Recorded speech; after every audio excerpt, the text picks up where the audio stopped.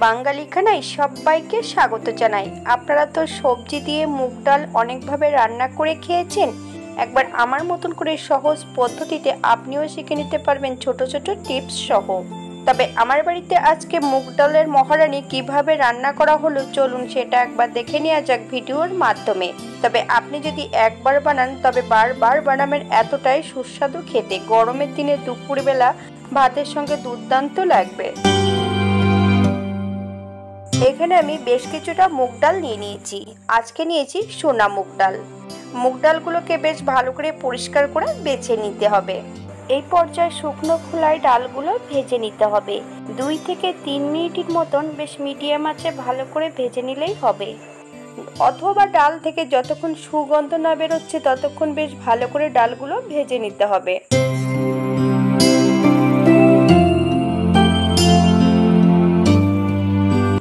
আমি সম্পূর্ণ ডালগুলো ভেজে নিয়ে বেশ একবার আমি জল দিয়ে ধুয়ে নেব। এই পর্যায়ে আমি বেশ কিছুটা কাঁচা লঙ্কা দিয়ে ডালগুলোকে সেদ্ধ করে নিয়েছি। ডালগুলো কিন্তু 80% সেদ্ধ হবে। 100% যদি ডালগুলো সেদ্ধ করা হয় তাহলে একদমই রান্না করার সময় ডালগুলো বেশি সেদ্ধ হয়ে যাবে। এই পর্যায়ে আমি বেশ কিছুটা সবজি কেটে নিয়েছি। ঝিঙ্গে ডাঁটা আর বেশ কিছুটা কাঁঠালের দানা। আপনারা আপনাদের পছন্দ মতন সবজি অ্যাড করতে পারেন।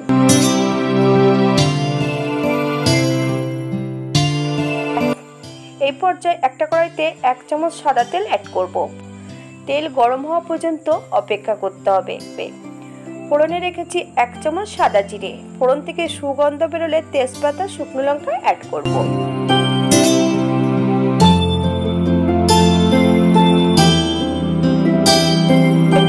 এই পর্যায়ে অ্যাড করতে হবে সম্পূর্ণ সবজিগুলো। 1 চামচ নুন, আপনারা স্বাদ অনুসারে নুনটা অ্যাড করবেন। মিডিয়াম আঁচে 4 থেকে 5 মিনিটের মতন বেশ ভালো করে ভেজে নিতে হবে।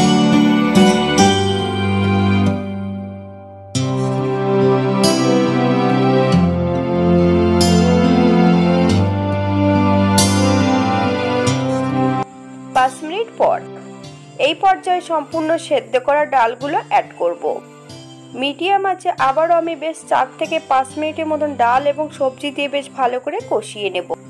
আপনারা যদি মশলা পছন্দ করেন এই পর্যায়ে আদা জিরে বাটাটা অ্যাড করতে পারেন। আমি কোনো বাটা মশলা বা গুঁড়ো মশলা অ্যাড করব না। যদি ভিডিওটি ভালো লেগে থাকে চ্যানেলটি সাবস্ক্রাইব করে দিয়ে পাশে থাকবেন। পাশে থাকা বেলটি বাজিয়ে দেবেন, নইলে নিত্য নতুন রান্নার নোটিফিকেশন পাবেন না। এই পর্যায়ে অ্যাড করতে হবে 2 কাপ ঈষদুষ্ণ গরম জল। আপনাদের যতটা প্রয়োজন আপনারা ততটা জল অ্যাড করতে পারেন। এই পর্যায়ে 7 থেকে 8 মিনিটের জন্য ঢাকা দিয়ে রেখে দেব, যাতে সবজিগুলো সেদ্ধ হয়ে যায়।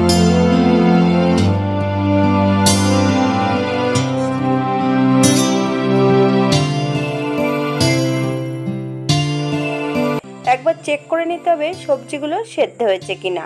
ডাঁটাগুলো কিন্তু সেদ্ধ হয়নি। এই পর্যায়ে আবার আমি 5 থেকে 7 মিনিটের জন্য ঢাকা দিয়ে রেখে দেব।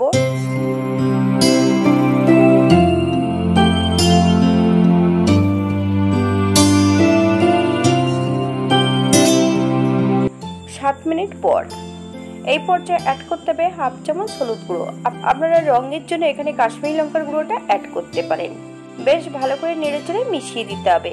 মিডিয়াম আঁচে 4 থেকে 5 মিনিটের মতন বেশ ভালো করে ফুটিয়ে নিতে হবে, যাতে হলুদের কাঁচা গন্ধটা না থাকে।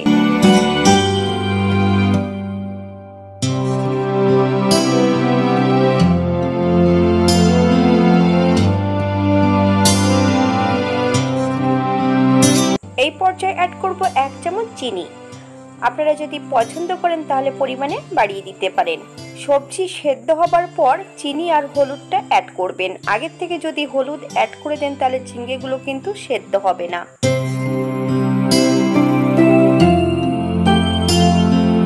এই পর্যায়ে আমি গ্যাসের ফ্লেমটা অফ করে দেব। 5 মিনিটের জন্য স্ট্যান্ডিং টাইম দেব, তারপর সার্ভ করব।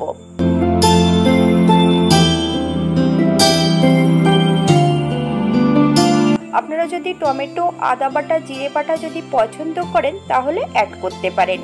এটা দেখতে যেমন ভারী সুন্দর হয়েছে, এটা গরম ভাতে খেতে কিন্তু অসম্ভব ভালো। আপনারা বাড়িতে একবার একই পদ্ধতিতে বানিয়ে নেবেন।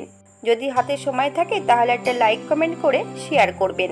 আজকের ভিডিওটি এই পর্যন্ত। সবাই সুস্থ থাকবেন, ভালো থাকবেন। অন্যদিন নতুন রেসিপি নিয়ে আপনাদের সামনে আবার আমি হাজির হব। নতুন ও পুরনো সকল বন্ধুদের অসংখ্য ধন্যবাদ ভিডিওটি দেখার জন্য।